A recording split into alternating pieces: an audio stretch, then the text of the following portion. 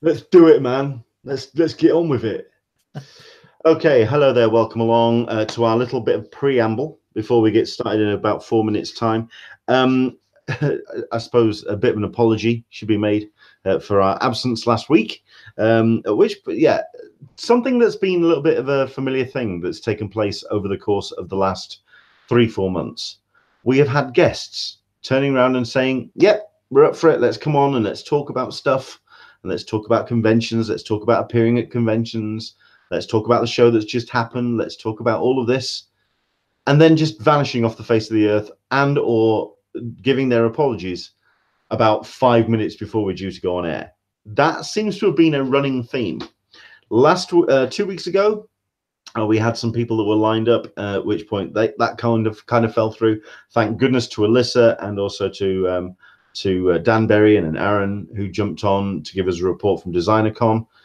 So last week, I thought I'd kind of cut everyone off. I'd head everyone off at the gate and had 3 guests lined up, and all 3 of them cancelled within like half an hour of the show about to go live, and we were just left completely stranded, and there was nothing really we could talk about. I wanted to do a live report from Birmingham MCM, at which point couldn't do that because of lack of funds.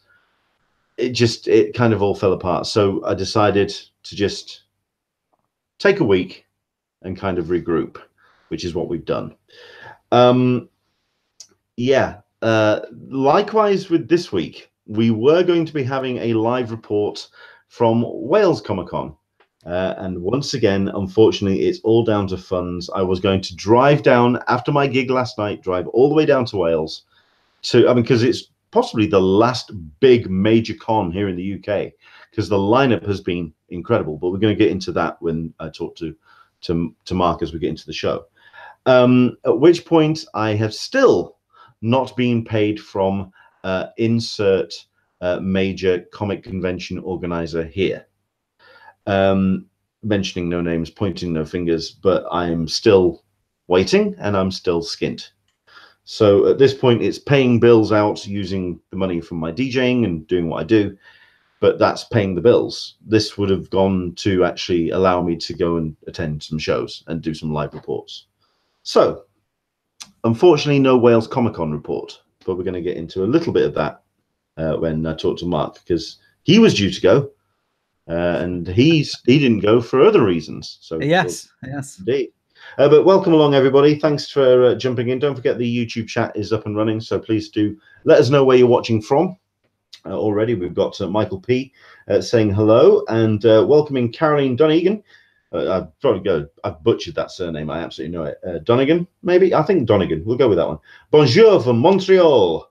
Excellent. We've got Aaron Neighbors. Hola from San Diego. Hello there. Ian the Deek is watching. He turned around and said on the Periscope about possibly writing, or myself writing something up about Stan Lee for next year's souvenir guide. And then I thought, tell you what, I think that might be better if someone who's actually met him might be sort of like worthwhile, sort of like writing something up about Stan Lee. Could do something about Marvel UK maybe, but yeah, I think other better minds and more experienced minds might be best to talk to them. Sarita P saying hello. Andrew English is saying hello from London. Listen, loads of people jumping in. Do let us know what you want to talk about, because we've got some stuff that we can dive into on today's show. Right. Another thing that I have been kind of announcing as well is that we are live streaming as well. If you don't fancy looking at myself and Mark, which I totally understand. Yes. Yeah, absolutely. You know, that would be better. That's what the hat's for. That if you wanted to, you could listen on Mixlr.com. Mixlr is something I've paid for because it's something that you pay for the premium service. I will not be paying for it again because nobody's listening, and I will be taking that money and using it on our Flickr account so we can have some nice images to show you on our website. So yes, if for the final couple of weeks before I sack this off and put all the money into Flickr, you can listen at mixlr.com/EnglishmanSDCC. So there you go. Just thought I'd put that out there.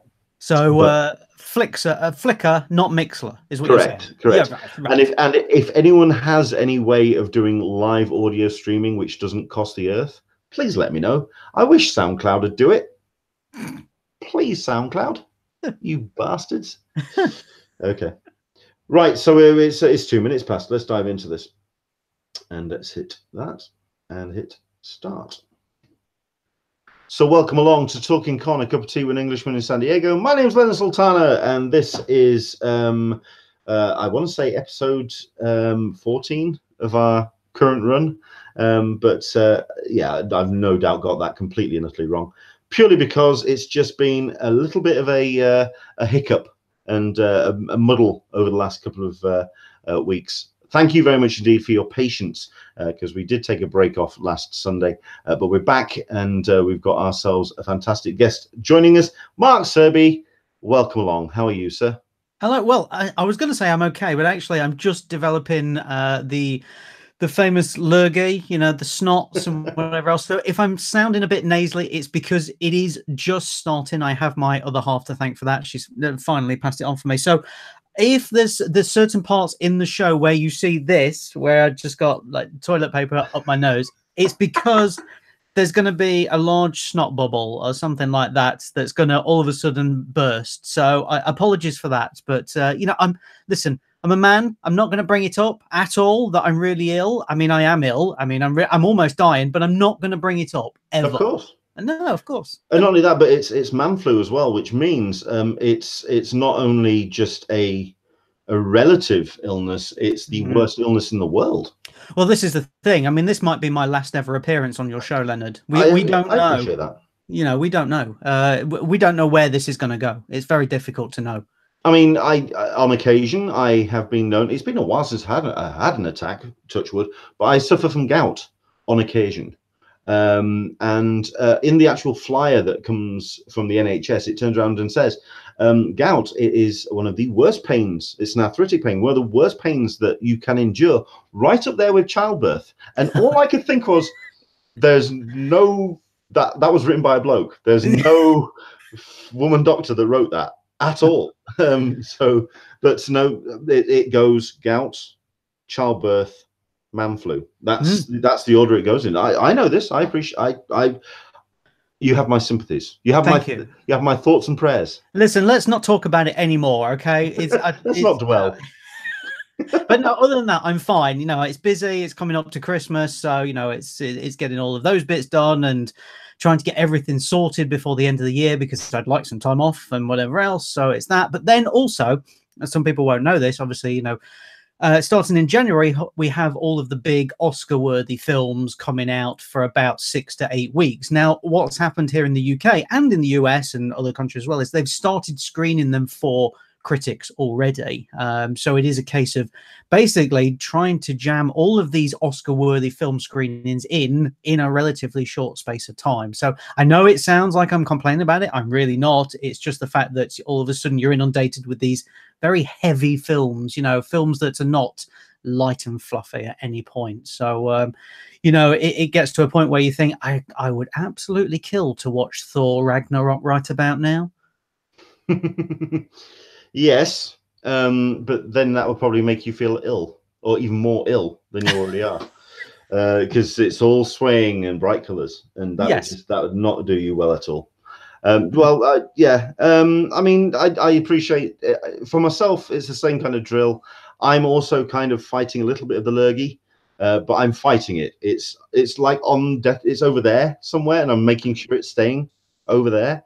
And also, like I say, the end of the year as a DJ, this is it. I'm now into full-blown Christmas party mode. I had my first Christmas party out on Friday. And yeah, it was fun to finally get a bit of Michael Bublé and a little Fairy Tale of New York out on the playlist. So yeah, it's been an interesting year. And this there's a definite delineation for myself. It's kind of like all the Comic-Con stuff, and then Christmas. It kind of like there's a definite line. This weekend has kind of seen that line in a very definite way, which has been Wales Comic-Con. which has been held this weekend. And it's safe to say it's had one of the most impressive announced lineups. Did you notice the lack of air quotes? But they were there, because it really has been one of the most impressive setups that have been put together by Jamie Milner, held in Wrexham this weekend, with one or two caveats to that. And I think you can kind of speak to that, because there was someone that you were going to go or wanting to go and see, weren't you? Yeah, I mean, I was all booked, train tickets booked, con tickets booked. It is not close to me at all. I will say that it was going to be about 4.5, 5-hour journey one way for me. Same drill, yeah. And they had great lineups booked. You know, Carl Urban was there, and I'm thinking, oh, fantastic. You know, and just a huge list of people. But the two people that really stuck out for me were Chris Sarandon and Ken Page. Now, if you don't know these people, they are actors. However, they were the main voice actors for A Nightmare Before Christmas, which is obviously celebrating 25 years this year. So them coming over, they've never been over here before either. I was thinking, Really? fantastic. Yeah, never been over here, ever. Whoa, okay. Yeah. So I'm thinking, fantastic. I'm really looking forward to seeing them and having a chat and, you know, whatever else. And, you know, Chris Sarandon has a long history of working with other people as well. He's been in some fantastic films. And then on Wednesday night, we got the message that they were both not coming. And that was Wednesday night. So all of a sudden, all of my plans went out of the window, basically, because I was thinking, okay, well, there was a couple of other people who I could possibly go for, maybe. But 5+ hours driving all that, not driving on the train all that way just for a couple of hours. I'm thinking this is not worth it. And the weird thing about it is, it's been in that past 10 days where all of a sudden we've seen a lot of big name guests at Wales Comic Con sort of drop off the radar, sort of disappear, and they're not coming. And I don't know what it was. It was a very strange 10 days where all of a sudden people were dropping like flies. And we're talking big names as well, like Ron Perlman dropped out. There was quite a few wrestlers dropped out as well. And then I saw that somebody had dropped out Friday night. I'm trying to think of her name. Forgive me for getting her name, but she was in Pan's Labyrinth. I'm trying to think of her name now. I want to say Ariane, but it's not. She dropped out Friday night. And I'm thinking, wow, what is going on? It's a bit of a strange one. If this is the one I'm thinking of, yeah, this was somebody that was scheduled to be, she was going to come from set and pretty much fly straight to the actual con, at which point they kept her on set and basically said, no, we're carrying on shooting. Right, okay, fine, that's the gig. So that's the thing. That's understandable. But at the same time, all of a sudden, as I said, over these 10 days, we had a lot of dropouts, and then it kind of put me on edge a little bit. That being said, like I say, and if I know that Jamie did this, he did it as a kind of like a large banner poster, and he put it up on the Wales Comic Con Facebook group, and he put all the guests on there. It was still such a massive hit list, and it was a very ambitious lineup. I'd say out of the lineups of the conventions here in the UK this year, I'd say it was up there, top 2, top 3 of the lineups. I mean, it certainly outstripped most of the MCM lineups. It certainly outstripped London Film Comic Con. Yeah. I think it's I mean, the names were just quite impressive. But not only, I think it was very clever the way that Jamie picked the names. That it wasn't like all, well, I mean, they are all big names, but they weren't like the names that you'd seen on posters for Wizard World, for example. You know, like these big headlining names, like real kind of attention grabbing names, but just really solid names. Charlie Hunnam, Carl Urban, like you say, Alison Hannigan, we're going to get back to her, Arthur Darvill, Bernard Hill, Jenna Coleman. These are great draws. Yeah. And I think to lose, like you say, the 10 that they did, it still held up. But like you say, it's if you were going for a specific person and that one person dropped, then it turned into a kind of a really big, I mean, big, the best example of that is Alison Hannigan. who, and I've no idea how on earth this happened, was actually unable to appear at her own panel, or the Buffy the Vampire Slayer panel, because it clashed with her photo ops. That's impressive. Yeah. And not only that, but it really did seem, the way that it was all worded on the Facebook group and on the announcement, that it's Alison's fault. It was all organized. Yeah, it was all organized badly. And I'm going, you organized it. What happened? It just seemed that it's certainly a more streamlined setup than it has been in previous years, but it's still not quite there. I have to say as well, having known a couple of people who have gone this weekend, and I've been keeping my eye on Twitter to see people talking about it, and there's been lots of, positivity, people with photos and whatever else. And I have to say that there was a lot of people. The most photos I saw online over this weekend were with Dennis O'Hare. Clearly, I mean, I met him earlier in the year. He's a great guy. He's very funny. But clearly, the Dennis O'Hare fan club were out in full force at Wales Comic Con, because they were just posting all the time. Great, love it, fantastic. And there was a Supernatural panel, which I saw posters for and a few pictures. However, there was still a lot of people complaining. I noticed that there was a lot of people complaining about the fact that there was very little signposting, and also lines bleeding into other lines. And then I saw a lot of complaints about yesterday afternoon, where the photo op area where you go to get your printouts, they had to close it down because the photo machine had broken down or something. I'm not too sure. And there were too many people. So they closed it down, pushed everybody outside, bearing in mind this is Wales, so it is raining probably 99% of the time there. It was hammering it down with rain, so most people had to stand about in the rain as well.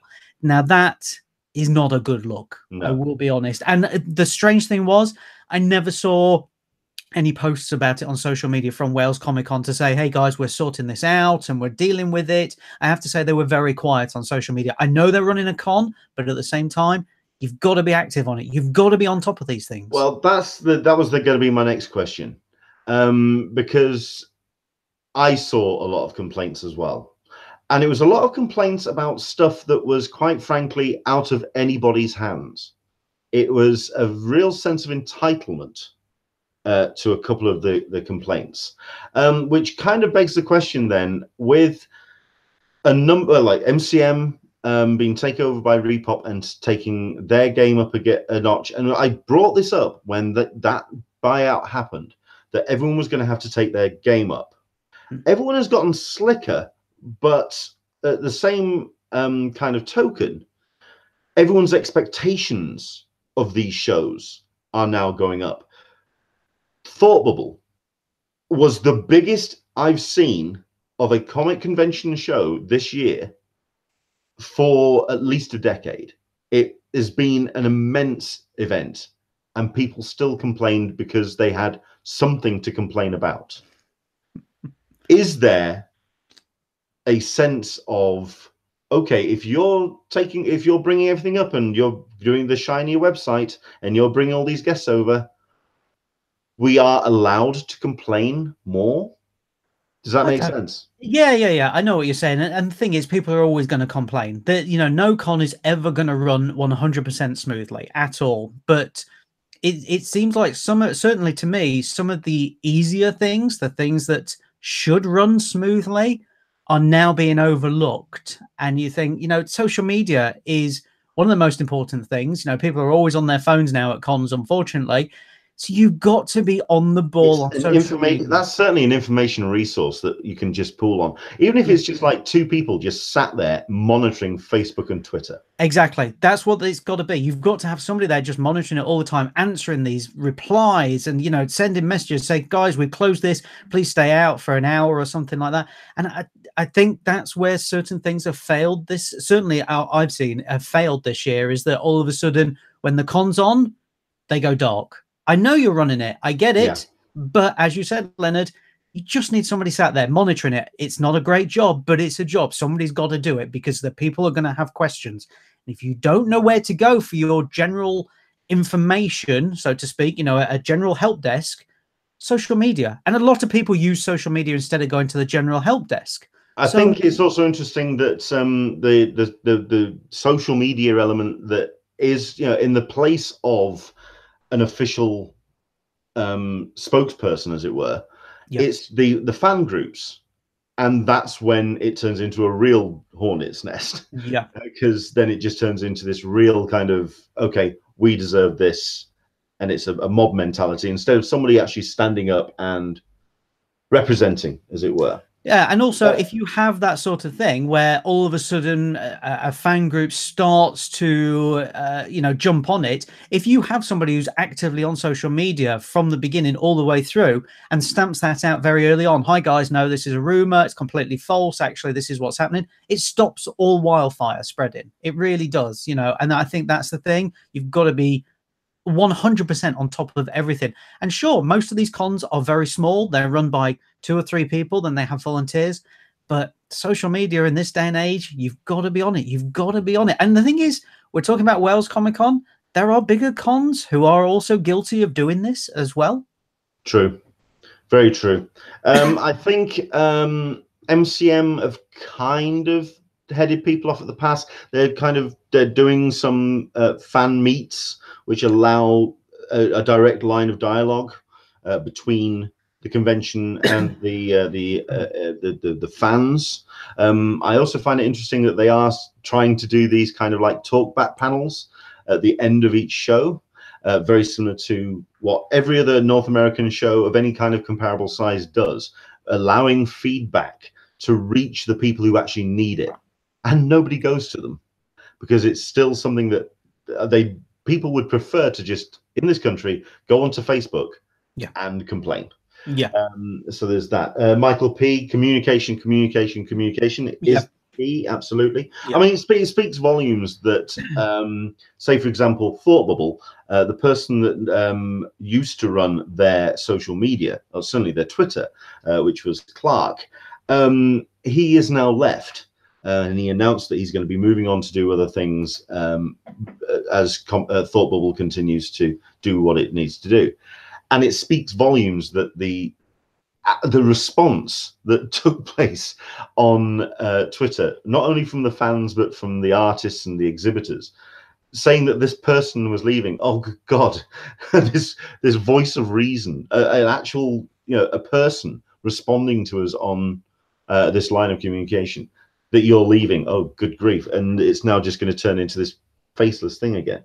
We got Omar Hassa saying, somebody skipping out at the last minute that you wanted to see sucks. But at the end of the day, I find that 99.9% of cons, if you don't have a good con, it's because you didn't look hard enough for things to do.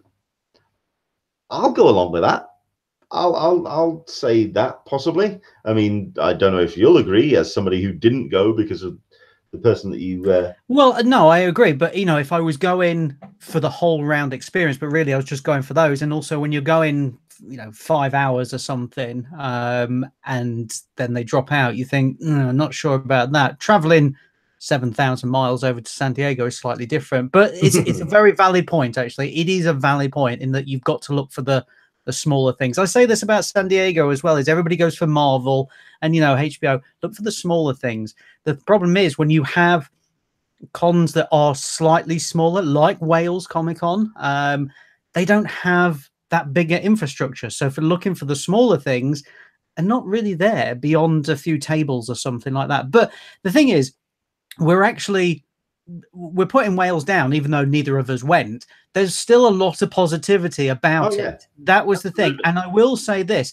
is that, as you said, Leonard, it seems to have been easily top 3 Comic-Cons in the UK this year. And I wonder if now the talent is going outside of London. We're certainly seeing that. You know, Wales have got some big ones. If you look at next year, MCon have got some big ones as well. I think we're going to start seeing this a bit more, is that some of the talent... MCon looks incredible.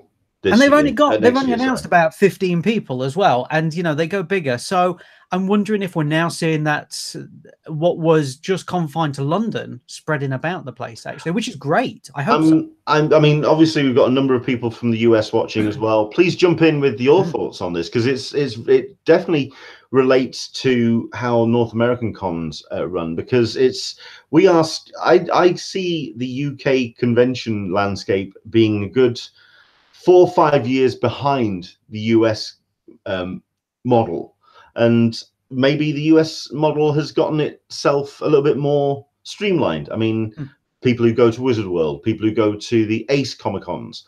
Let me know how those shows, the ones that aren't your New Yorks, your San Diegos, your Emerald Cities, the tier down, the ones that are trying to keep up with those big shows. Let us know how you feel that they come up. We've got ourselves Michael P. Yeah, he said communication. Leanne D. They just need a person who runs social media. Exactly. Yeah, well, I don't even just think just social media, just be a face. Yeah. I mean, I think that I know that we give San Diego a lot of grief, but you've got to give David Glanzer due props. He is that person, that that person that stands against the flood of grief that we had at it, which is why the talkback panel at next year's show is going to be so interesting, because it's not going to have John Rogers there. Who is the person who's just going to have this piled on top of them? It's just going to be something else. We've got us Super Catchick. Hello there. How are you? If the price goes up 100%, complaints are going to go up, and maybe justifiably so. Yeah. Let's have a look at this. I think just while you're looking at that, Leonard, what we should say about Wales Comic Con is, as I said, still loads of positivity around the place. It would be good to get James on the show, I think, Leonard, to talk about it, and also, discuss. Well, we've said this before, and yeah, I'd like to try and get him on. Give him a couple of weeks, let him try and relax. I think it'd probably be in the new year. I'd like to try and get him on to talk about Wales and how it went. I mean, certainly the things I saw today, there's a little bit of a mirroring with MCM when they had to quickly rejuggle things with the unexpected, well, certainly for those people who weren't critters, the Critical Role influence of MCM London, when they had to change the location of the Sunday panel for Critical Role. They had to do the same Wales 3 hours ago. Due to the popularity of the wrestling talk, and to avoid any disappointment by having to turn people away, we're moving the wrestling panel into the William Aston Hall, and the cosplay is being postponed by 30 minutes to accommodate this change. I love the fact that they're keeping it fluid, and they're working with the materials to hand. I mean, Wales, at the Wrexham location, it's handy to have these sort of like these satellite areas for them to negotiate and move around. So it was good to see that happen, and I've been seeing a lot of moving things around and keeping things not so nailed down, and not having as tight a grip on the reins. Just let the horse run free, as it were, or let the sheep run free. It's Wales Comic Con. We'll go with that. So there we go. Okay. If we look back at 2018, then, and certainly in the last 12 months here in the UK, since ReedPop took on MCM, have you seen a noticeable change in the convention landscape since that happened? That's a good question, actually. I mean, I want to say yes, because, you're getting the bigger guests, and people are now being influenced more by North American cons. But it is that slight disconnect that's just not working. It's almost like there's one part of the chain that is just not really linking properly. And you think, if you just get that, the whole thing is going to flow nicely. So I think maybe this year is a transition year, something like that. And then I think, hopefully, fingers crossed, touch wood, next year we will see a much more fluid system. People will have learned from mistakes. People will understand what works better as well. So I'm hopeful for next year. Yeah, what I'm finding interesting is that there's definitely felt like a sea change, but there's been one or two conventions, or certainly convention organizers, that have decided, no, our model works. We're not going. Why? We feel it's not broken. Why fix it? And I think they are going to find themselves struggling as these other conventions keep adapting their model and changing how they approach not only their guest lists, but also their approaches to their fans. Because the one thing that is different, certainly, or has been different, up to about maybe 2-3 years ago, and this is what I mean by the UK model being about 5 years behind the US model. In the US, they have understood and recognized that there is a community of people that go to conventions. There is a they are fans of con culture, and they've responded to them in kind. Here in the UK, it's just more a case of, here's the product, come and see it if you want it. Instead of actually having that two-way conversation with fans. Now there's this kind of, okay, we have got to recognize that there are people that go to not just our show, but dozens of shows throughout the course of the year. But there's a family of fans, and we have to kind of talk to them as such. But there are 1 or 2 conventions out there that still are a case of, okay, here's your guest list, here's your photo ops, here's your such and such, pay this, pay this, pay this, and come and see it. There you go. And I think there's this, they're going to have to change things, because otherwise they're going to get left behind. So, or the complaints are going to get so much that they're just going to give up. Yeah. So there. Let's see what else we've got on the comments. Betsy Woodin. Hello, Betsy.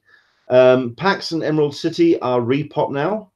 Yes, they are. Repop have poured a lot of energy into PAX this weekend that's taken place. Michael P.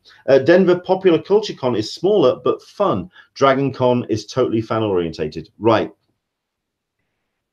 I want to go to 2 American cons. I want to go to New York Comic Con, because if I keep saying that I'm going to go and then not go anymore, people are going to start throwing things at me. Okay. But I want to go to Dragon Con, because it sounds like such a pissed up. It sounds like so much fun. I mean, I know that we talk about, oh, we had fun going to a convention. Oh, I had fun standing in this line. I had fun doing this photo op. I had this. This just sounds like fun. It sounds like the way that people describe Dragon Con, it's almost like there's a ball pool on the way in that you have to go through to get to it, and just go in the ball pool. You know what I mean? It just sounds like it's balloons and tequila. It sounds like there's more fun to be had in the queuing system, in the lines, than there is when you get to the talent or you get to the actual panel. That's rare. I mean, who's doing that? So, you know, to have more fun in the lines, hey, good times. Absolutely. Yeah, that's why yeah, I know. Let's have a look at this. We had Omar Hassa.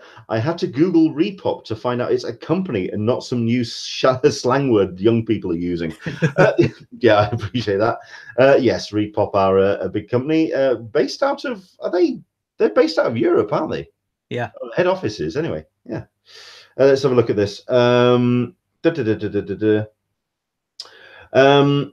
Leanne D. That's Alamo City Comic Con. Sorry, Alamo City Comic Con. They just have a guest list and photo ops. There were 5 panels for the whole weekend. They really need to revamp. This is there you go. There's a show that needs to kind of look beyond what it's currently doing. And Omar Hassa, I need to do a Dragon Con where the whole con is just full of celebs shit talking. Yeah. I mean, I have no problem with that. Admittedly, I mean, I've hosted a couple of panels this year, and I tried to keep it relatively structured as to what we were talking about.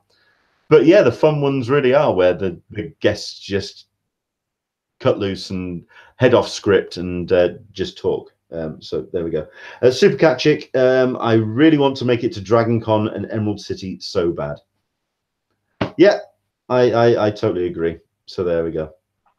Right, let's have a look at what else. One last thing to wrap up on this section then, and it's a question that I put in the description of the show. with a lot of shows, not just Wales, mired with cancellations over this, certainly in the last half of this year. Two things. Number one, why do we think that is? Is there a shooting schedule at the moment as people are producing content for next year that makes organizing conventions at this back third so problematic? Like you say, people canceling because of extended shooting schedules.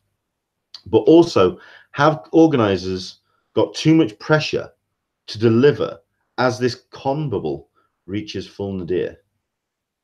We'll go with that first one. I think the actual scheduling of these back third conventions, is it just a hiding to nothing? Is it expecting too much from people who at the end of the day have got jobs to do?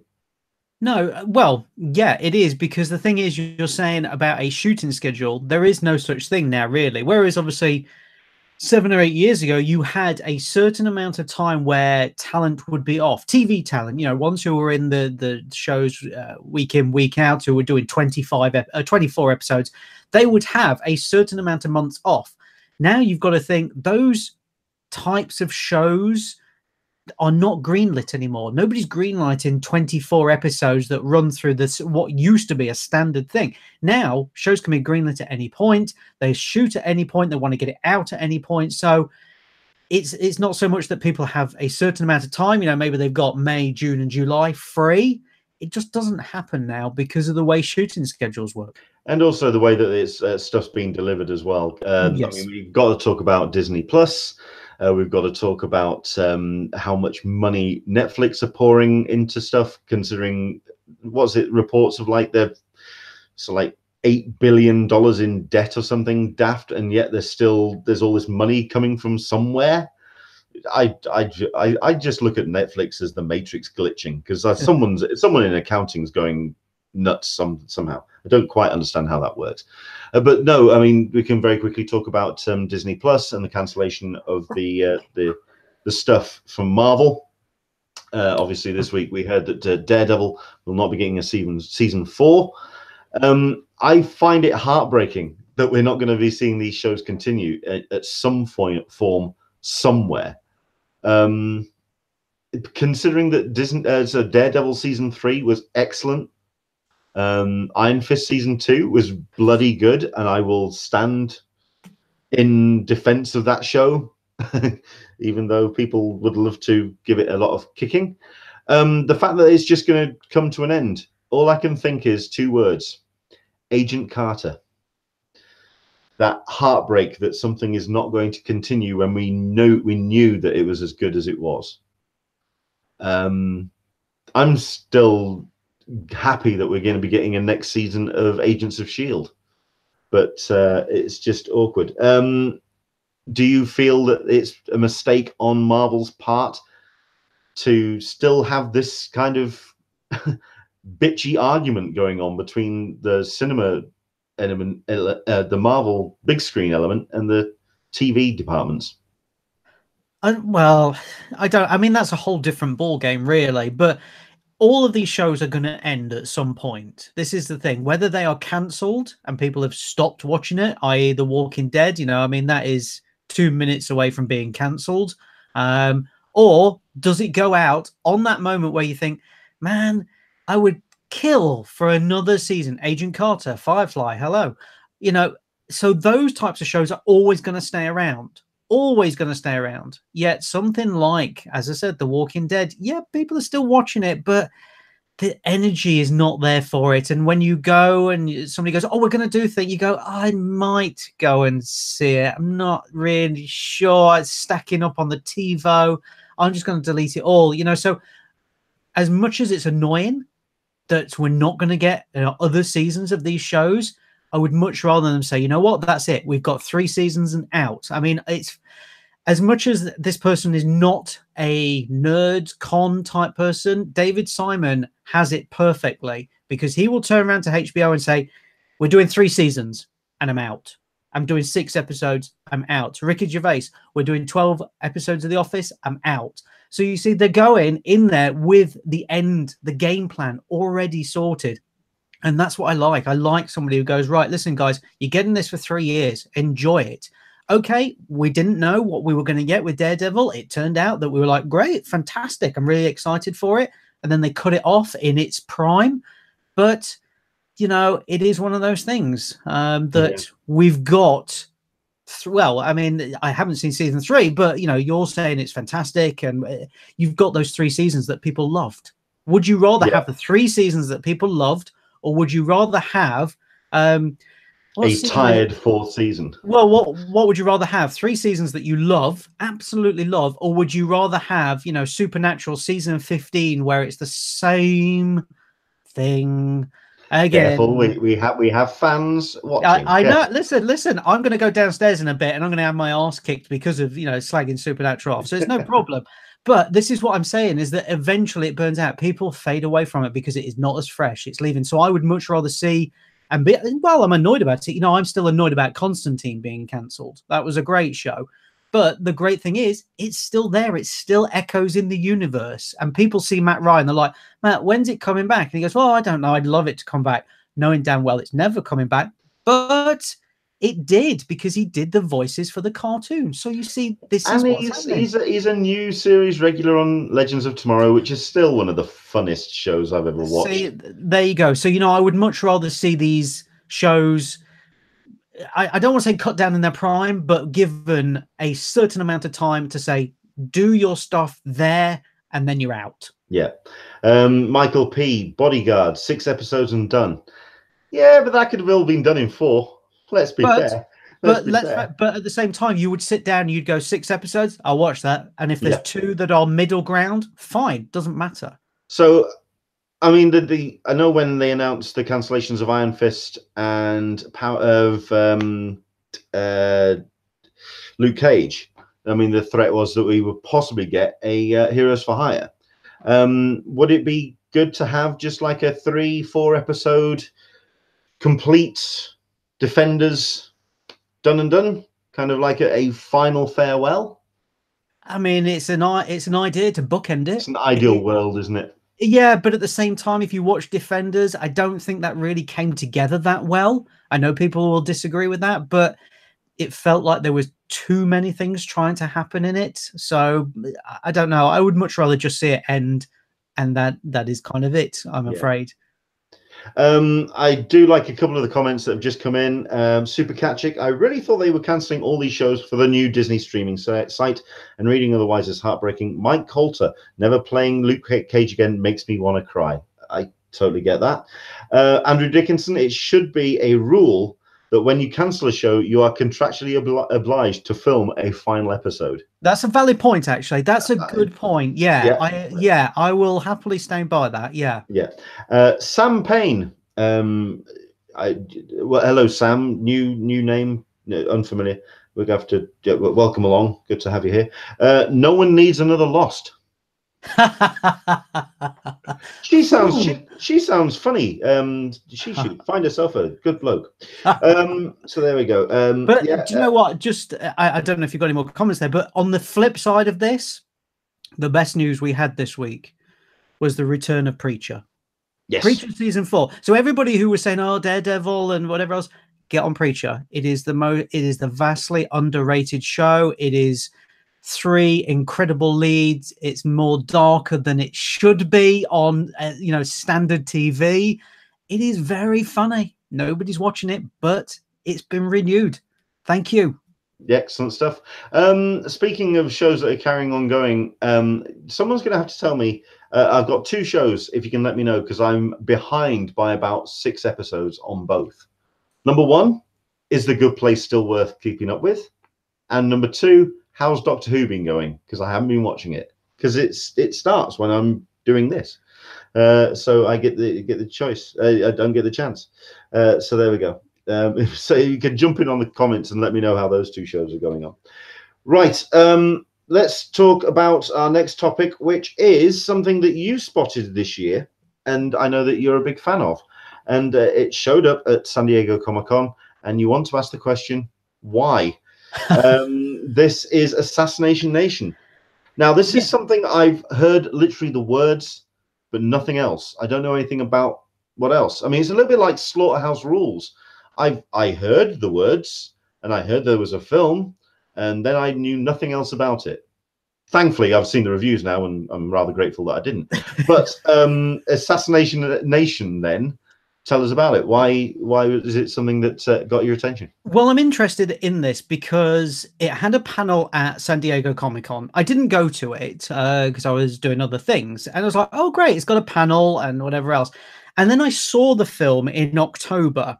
And for anybody who hasn't seen the film, doesn't know what it is a modern day retelling of the Salem witch trials set in Salem, where 4 young Instagram, social media wannabe women are believed to have hacked into the town's private clouds and exposed all of their secrets. So the mayor is exposed as a porn-hungry, female clothes-wearing pervert, and it kind of goes on. It is, and this is why I want to talk about it, because it is a film that, if it was made in the 80s here in the UK, it would have been banned under the Video Nasties Act, because it is so depraved, so angry, and so just one of those films that you can feel the anger coming off the screen. And I kind of watched it and thought, how the heck did this get a panel at San Diego Comic-Con? Because it feels like it should be made by Quentin Tarantino when he was making Reservoir Dogs. It is nowhere near being a Comic-Con or a nerd type person thing. I mean, I love the film. I love it. I will happily talk to my dying day about the film and why people should see it. But I'm interested to know how it got a panel. And if anybody else has ever seen a panel at a convention and then gone to see the film or the TV show and thought, how is this even in the same realm as what the convention is about? So it boggled my mind when I'd seen the film, came out, and I actually tweeted to say, did anybody go to this panel? Because I'm interested to know how they sold this very angry, very bloodthirsty film to a panel, to a room of nerds. And it was in Hall H as well. Oh, my word. I mean, there have been 1 or 2 films like this. Admittedly, they've come under the banner of studios that are bringing other more mainstream fare, and then kind of like snuck this like nasty in. I mean, there was something in a Hall H, and I want to say it was from Legendary. Black? There was Black Hat, which was the kind of like, Chris Michael Mann film, yeah. Michael Mann film, yeah. And then there was this kind of like rather nasty, like video nasty kind of film, like Monsters Under Paris kind of thing, which everyone was like going, this is weird. Yeah, I mean, there's some vibes like that. I mean, there's some horror that does go to San Diego Comic-Con, and I think the other one I can think of, it's not Let the Other One In, the American remake. Let Me In. Let Me In. Yep. That got a panel in Hall H, and it was sandwiched between 2 mainstream films as well, and there were a number of kids that were in the room that were there to see. I mean, I'm not saying it was like SpongeBob and I don't know, whatever, The Simpsons or whatever, and then this horror film got dropped right in the middle of it. Very, very weird. But yeah, sometimes I would love to get somebody from programming from San Diego Comic-Con. I would dearly love to get somebody from programming here on the show. That's never going to happen, by the way, just to let you know. Hi, David. Nice to say, keeping myself just wave.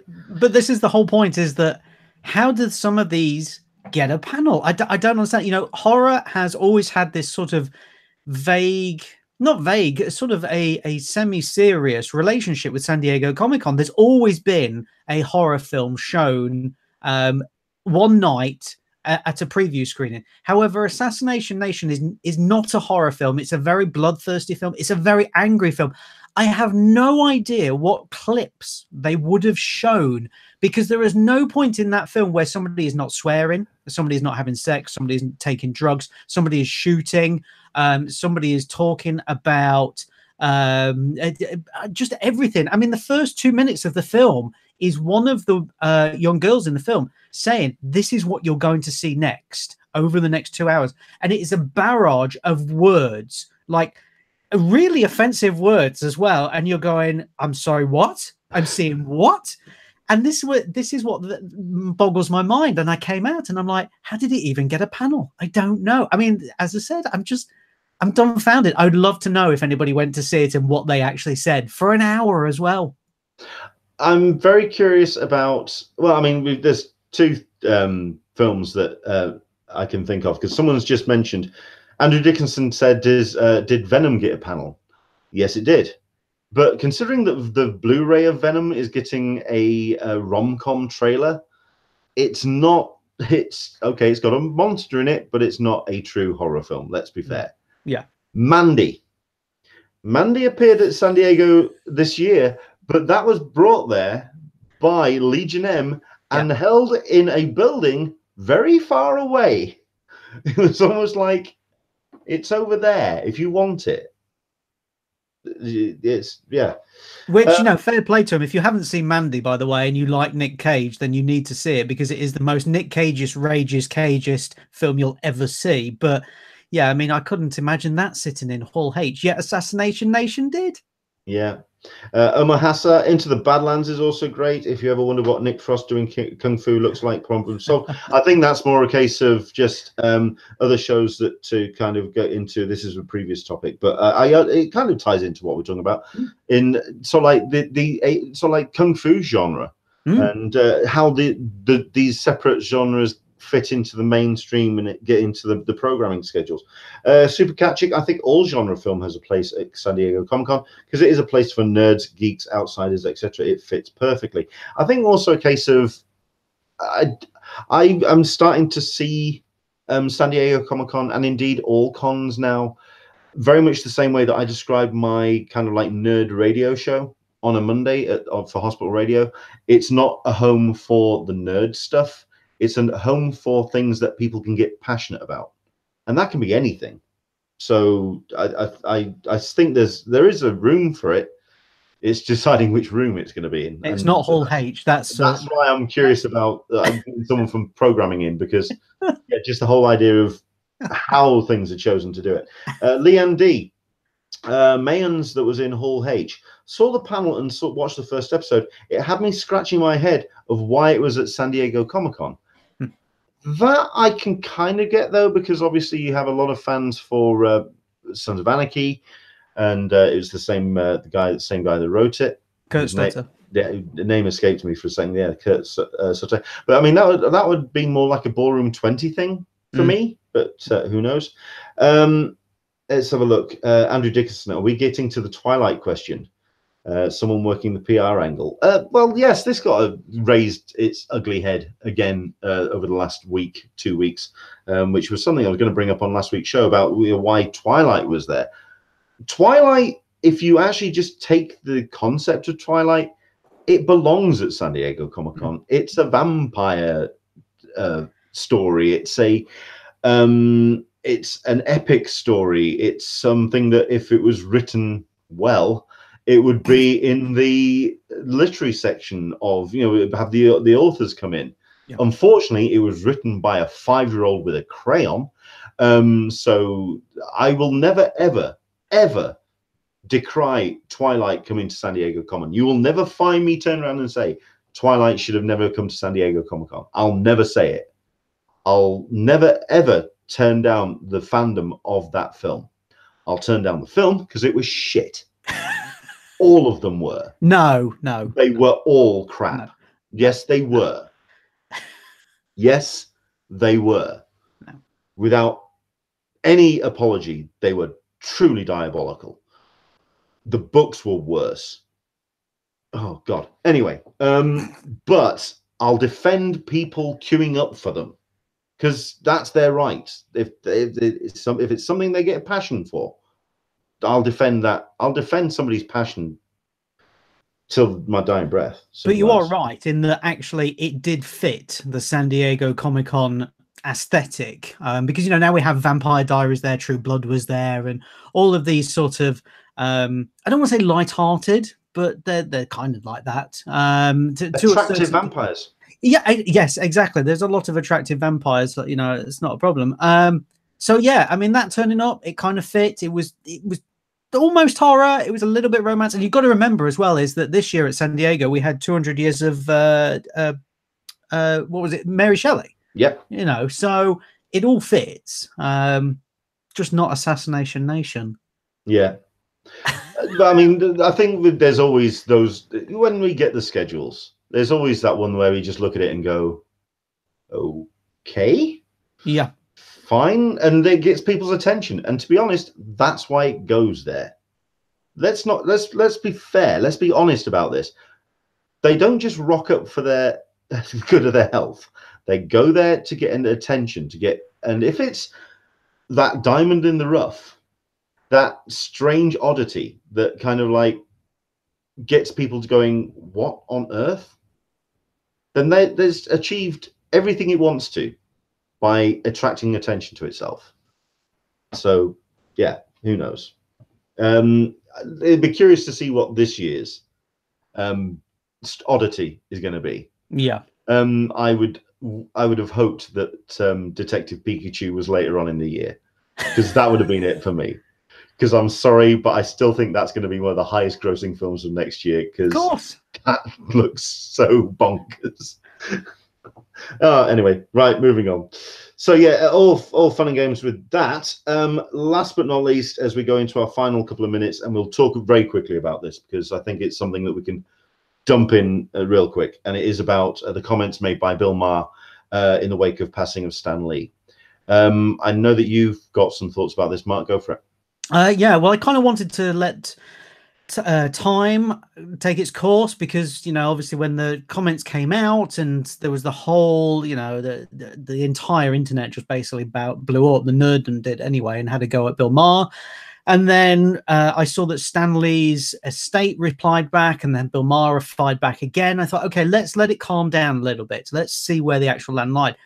And I am a Bill Maher fan. I have no qualms about saying that. I've been to see him live. I watch the show every week. However, what he said was very much a man poking an entire generation that he doesn't understand. And I think that's the point that everybody was trying to make. They were just making it in a very aggressive manner. But the thing is, I read what he'd actually put, because a lot of people were just jumping on the two quotes. So I read what he'd actually put, and it was only 3 paragraphs.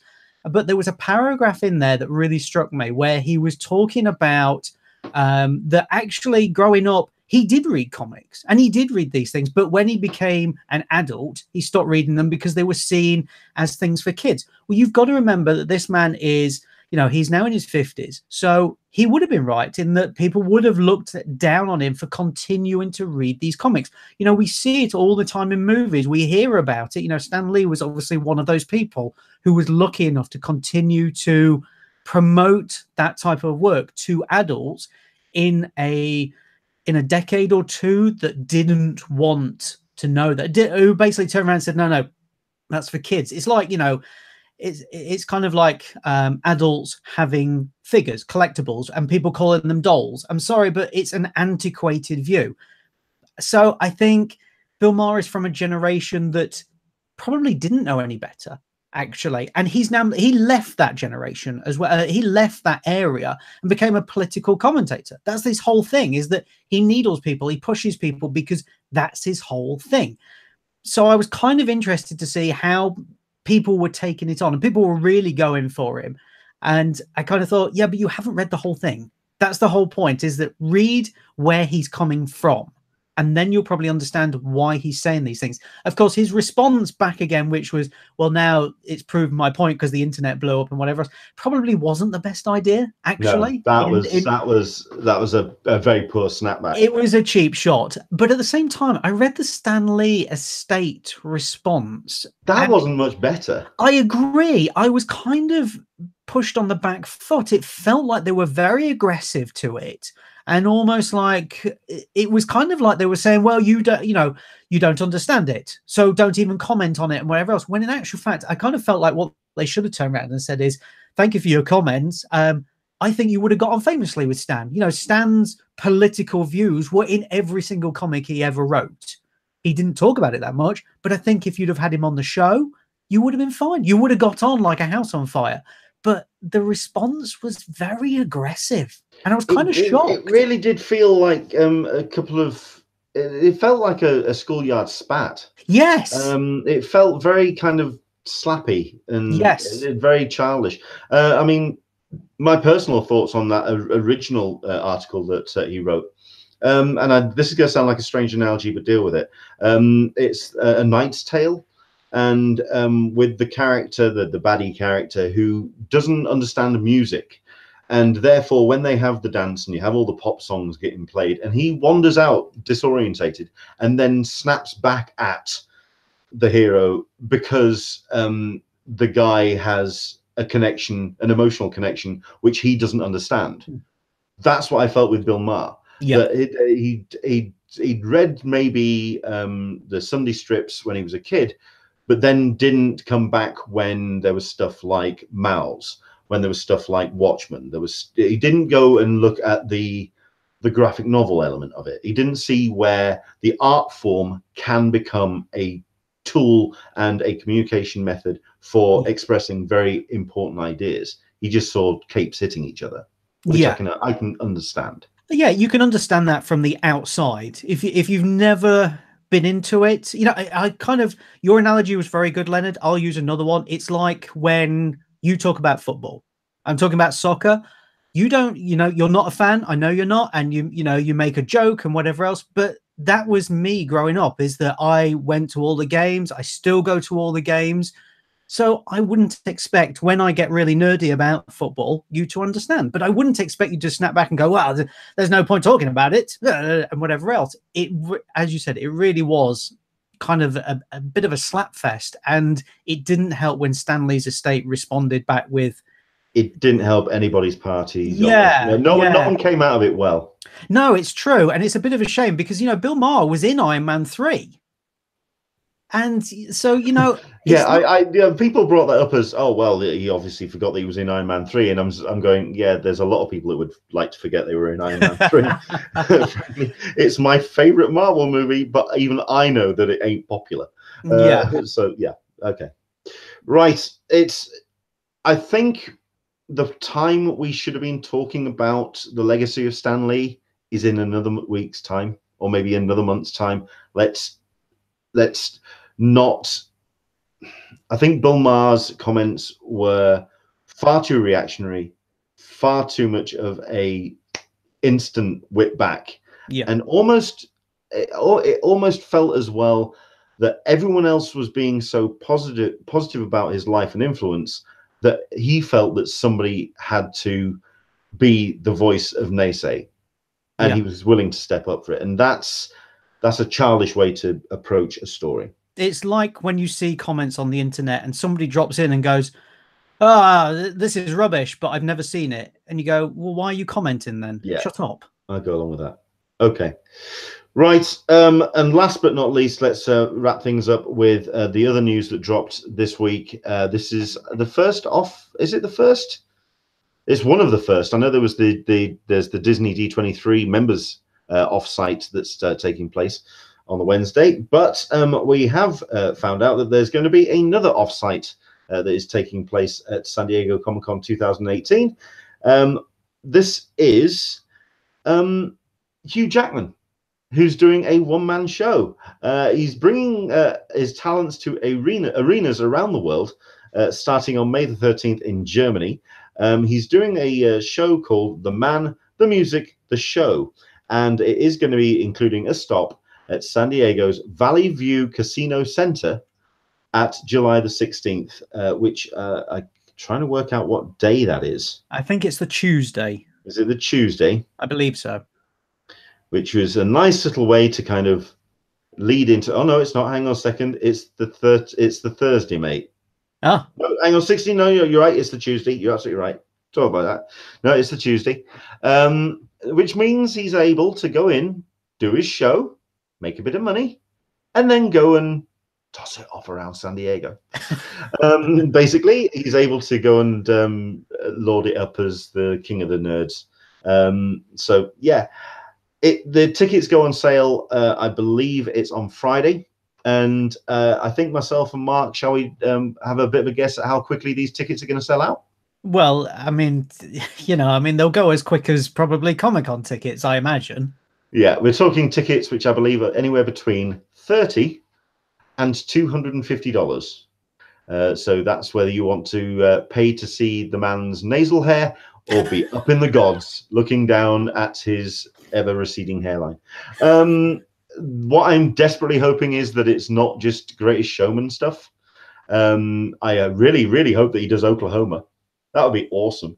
Yeah, really harky. That's a real deep cut to his musical theatre days. I don't know. Is it something I go and see? Possibly not. I don't know. Yourself, Mark, would you go and see Hugh Jackman on stage singing? No, absolutely not. I go to these things where, I go to these things where it's somebody sat on stage being interviewed, and I find those interesting. But the Greatest Showman, I don't get it. I don't think it's a good film. I have no understanding how people love it. The only time I would go and see this soundtrack's all right. The only time I'd go and see this show is if he opens the second half where he is in the ring fighting a metal robot. And singing. And singing at the same time, yes, that'll do. But no, it's not a thing for me. It's really not. Fair play to him for doing these shows. Well done. He's clearly got the market. I mean, heaven knows if you follow enough people on social media who go to comic conventions, you know that musicals are a big portion of it, and people are going to be up for it, and obviously it's going to sell well. I think the other thing as well is, let's look at the other big film when he sang in it. It's Les Miserables, which is one of the worst musicals ever written. I bloody hate that thing. But anyway, Les Miserables and his band. Yeah. Let's have him do Grease. Let's have him do Requests. Paper Airplanes. Go on, off you go. Knock yourself out. And then, okay, what am I singing? Slipknot. Okay, and off we go. And that'd be cool. I'll be up for that. But there we go. Yeah, it's just you got Leanne D. Thank God, Mark. I thought I was the only one who didn't like Greatest Showman. Yeah. Omar Hassa, will he be Wolverine anymore? And if so, how many more films do you think he has in him? Wolverine's in the ground. No. He's gonna do a 10-minute segment on this tour, and he's gonna sing about his claws. I've got some claws. That's the way it's going to go. It was like the Lord of the Rings musical. Is it going to be a Cats song? It's going to be a song from Cats. Okay. Fair play to anybody who wants to go. I'm sure it'll be a great show. I'm sure it will. Yeah. I'm sure it'll be fantastic. Yeah. I mean, not only that, but I say it's going to be a one-man show. It's not. He's going to have the full big band on it. I mean, it's a stadium tour. But he can carry a one-man show. He's good enough to do something like this. The man can sing. Of course. The man can sing. Absolutely. So there we go. That's our show for today.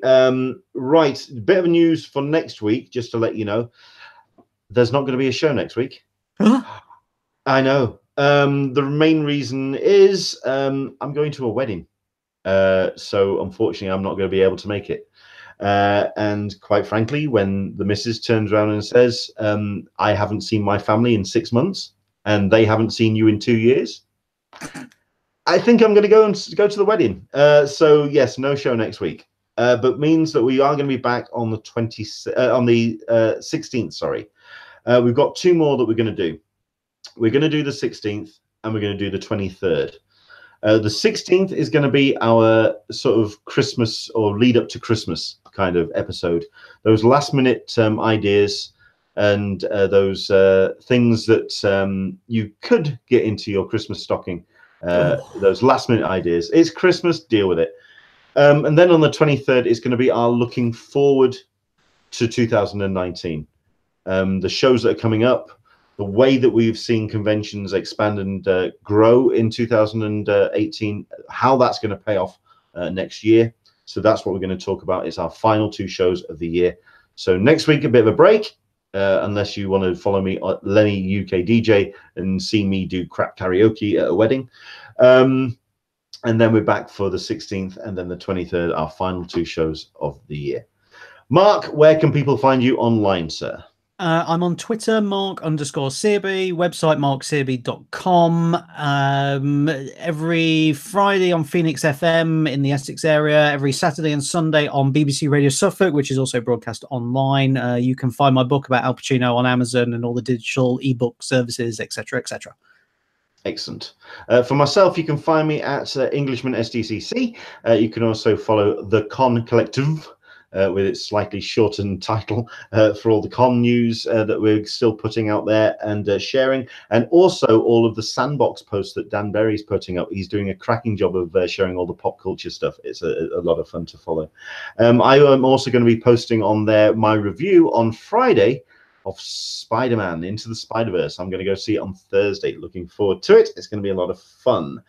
Leanne D wants to come on to one of the shows and talk about comics. I'm down with that. I think we'll be also using one of those 2 shows as our kind of top 5 of the year. I don't know if Mark, you want to come on and talk about the top 5 films or something? Sounds good. Yeah. Maybe this do that on 16th. Yeah. Well, listen, I'll talk to your people. Well, my people talk to your people. And, Fair enough. And we're also going to be talking, let's have a look at this. Spider-Verse will be out by then. By then, we will have also seen Spider-Man, Aquaman, and Deadpool. Yes, I'll have seen Aquaman. Deadpool 2? Yeah, okay. Yeah. So there we go. It's going to be... I think it's going to be a fun couple of shows, so do join us for those. As always, if you've enjoyed the show and you want to support what we do, please support us at patreon.com/EnglishmanSDCC. I'm going to be trying and post some of our recaps of the year and also some exclusive content. So do jump on there and help us continue to do what we do. Thank you very much indeed for joining us. Slightly longer, slightly shot over, but it's me and Mark talking shit. So what do you expect? yeah, exactly. Yeah, okay. Take care. Enjoy the rest of your week. And if you are going for Hugh Jackman tickets on Friday, best of luck to you. And hopefully you can join us on the 16th for our next episode. Do take care. We'll see you soon. Bye-bye. Bye.